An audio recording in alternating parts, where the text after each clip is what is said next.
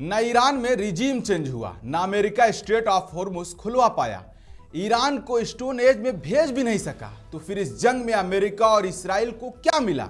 लोग लिख रहे हैं कि ये बात अब मान लेनी चाहिए कि ईरान अब विश्व की सबसे बड़ी शक्ति बनकर उभरा है।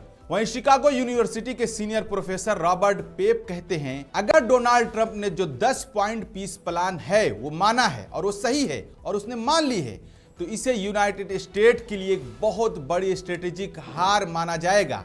ये वियतनाम युद्ध के बाद यूनाइटेड स्टेट की सबसे बड़ी नाकामी होगी। इस युद्ध के खत्म होने के साथ दुनिया में पावर का चौथा सेंटर उभरा है और वो है ईरान। वह ईरान के उपराष्ट्रपति ने कहा कि आज इतिहास में एक नया अध्याय खुल गया है। दुनिया ने सत्ता के एक नए केंद्र का स्वागत किया है और वो ईरान के युग की शुरुआत हो गई है। इस पर आपकी क्या राय? अपनी राय जरूर बताएं और हाँ, मुंसिफ टीवी को फॉलो और सब्सक्राइब करना हरगिज ना भूलें।